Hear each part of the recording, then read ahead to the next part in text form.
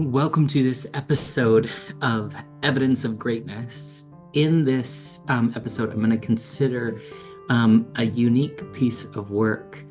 The article that we're going to look at this time is called The Efficacy of Solution-Focused Therapy Among Women with Post-Traumatic Stress Disorder Due to Intimate Partner Violence in Selected Informal Settlements in the Nairobi County of Kenya.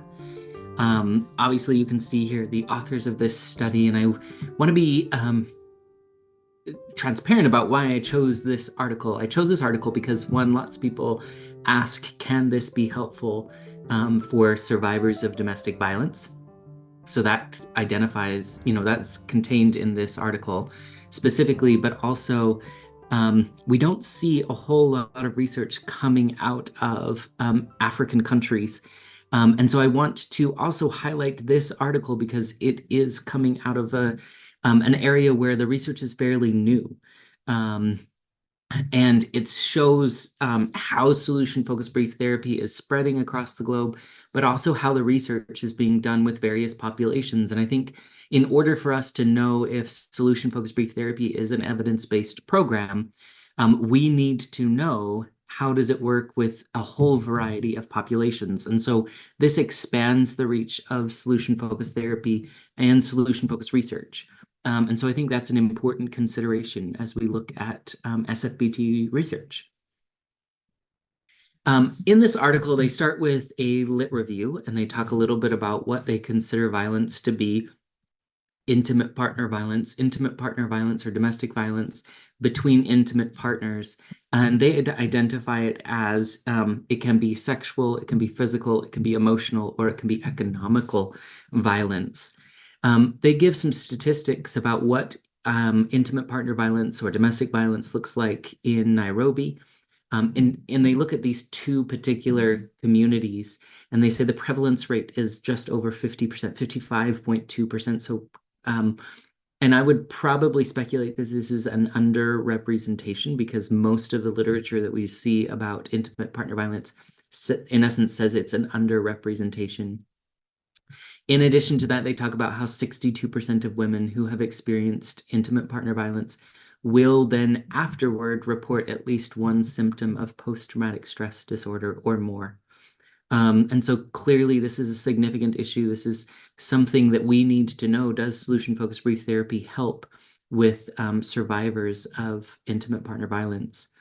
They then also talk about how they want to focus on the three C's of recovery, connection being one.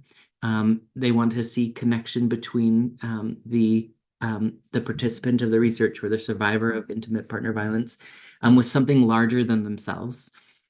Compassion, especially, again, these qualities or characteristics are about the survivor. So compassion or a gentler or kinder approach to themselves. And then third, a contribution to something outside of themselves. These are kinds of signs that healing is occurring. So they included that in the literature review, which I think is a helpful contribution. Then I want to get into the methodology here. And this was a mixed method design study. Although most of the outcomes, well, all of the outcomes that were presented in the article really come from the quantitative data. So I imagine that they'll do something else with the qualitative data, or maybe they'll use it to substantiate the quantitative data. But they talked about how this was a mixed method design. They talked about it being a concurrent triangulation design, which means, in essence, the quantitative and the qualitative research kind of collaborate with one another and kind of reinforce, helps us to converge on meaning. All of the data was collected by a survey. So it wasn't qualitative interviews, it was qualitative answers on surveys. And similarly with the quantitative data, it was all on paper pencil measures or electronic measures. They began with 116 women from 2 sites. And one of the things that I want to talk a little bit about is, I don't know if I'll say these right, but Katina is one site, and they considered anyone who came from Katina as the experimental group. This is the group that received solution-focused therapy, and Kibera was the control group. So this is a group that did not receive solution-focused therapy, at least initially. Now, I put in here that this might be a confounding variable.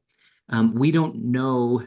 They did say that there were lots of things that were similar about the participants from these two sites. One, that they both were low socioeconomic status situations. They had limited access to clean water, sanitation facilities, and medical facilities. So clearly, these are both places where there's a significant amount of poverty and deprivation. But even given those similarities, it's a little bit of a confounding variable to say everyone from one community received this, and that's the experimental group, and then we're going to compare them across. One of the confounds there is we don't know if there are other variables that are different about these communities. Perhaps there's different cohesion within the groups, and we don't know that. Potentially, there's a different hierarchy, or maybe the structure, the familial structures are different. So there are enough things that could potentially contribute to the outcomes of this study that we just don't know. I want to be really transparent about that. In addition, I want to say just because we don't know doesn't mean that the intervention wasn't helpful. All of the changes could, in fact, be due to these groups of people receiving solution-focused brief therapy, but it's hard for us to tell because we don't get to control every single variable. So I just want to, again, be really transparent about that process. But once they got these two sites, the 116 women enrolled in the study, they gave these women 3 measures. They gave them a demographic questionnaire, they gave them a women's abuse screening tool, or the WAST, and they gave them, they looked at the PTS checklist from the DSM-5.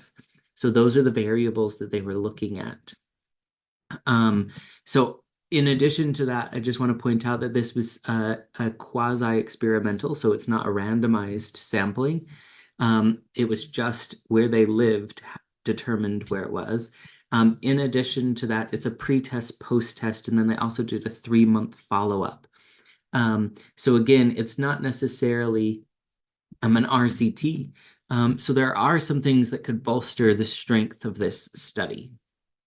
The intervention, as I mentioned, they gave these measures at the pre-test. Then they gave a 10-week intervention to the experimental group, which included 10 sessions of solution-focused brief therapy in a group format. And then they immediately after the 10 weeks gave the post-session or the post-test measures. They re-measured with the same measures. And then they waited for 3 months doing nothing further, and then gave them a 3rd round of repeated measures. So that was the intervention, and they did that with both of the 2 groups. While the control group was going through the 10 weeks, they didn't receive anything unusual. They just kind of waited. So really, does solution-focused brief therapy help more than no treatment at all, was really the comparison we were making here.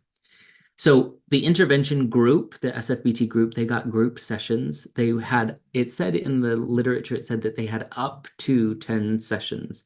10 sessions were available. So I'm not exactly sure, did that mean that they had to continually participate for 10 sessions, or they could be included in 1 session and then opt out of the remaining sessions? It was a little bit unclear about that.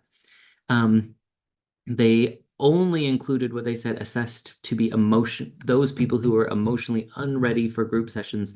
They were offered individual SFBT sessions, but they weren't included in the data collection. So you needed to kind of meet an inclusion criteria of being able to participate in a group format.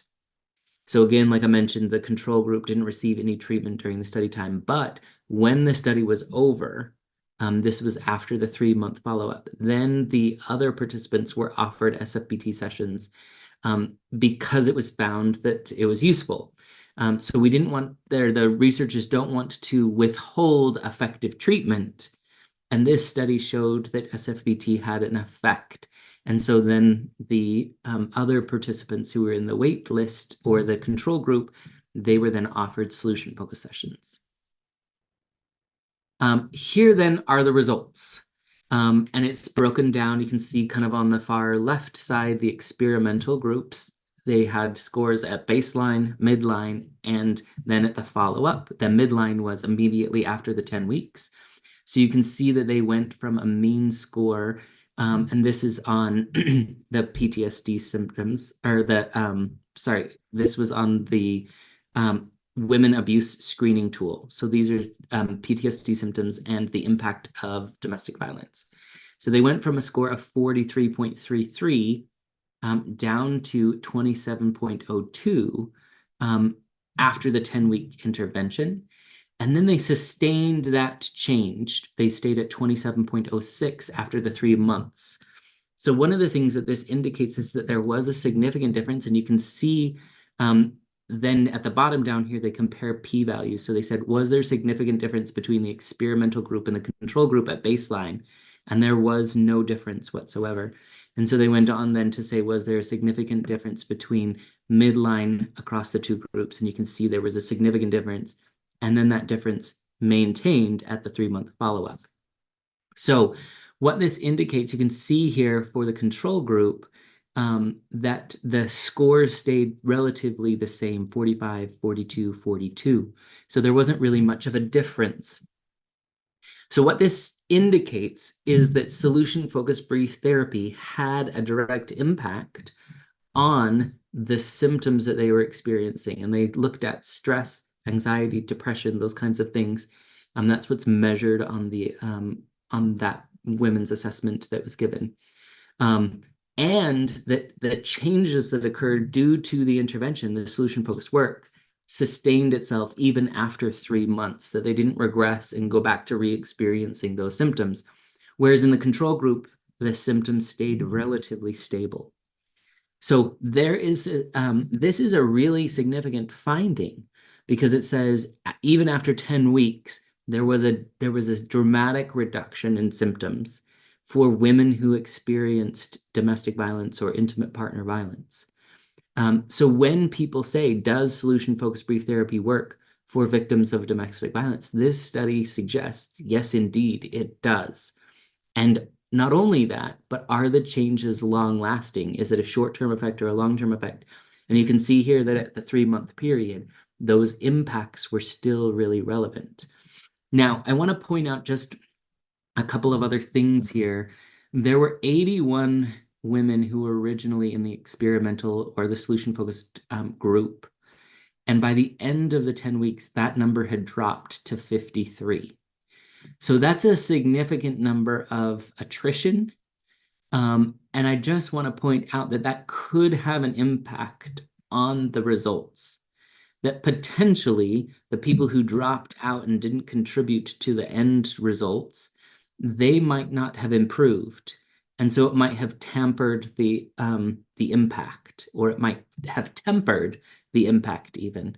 So we don't know exactly what impact it has that 30 or so participants discontinued.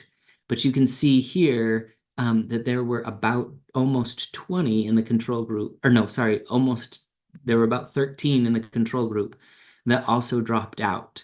So there needs to be some evaluation of, was there a difference between people who dropped out and people who persisted?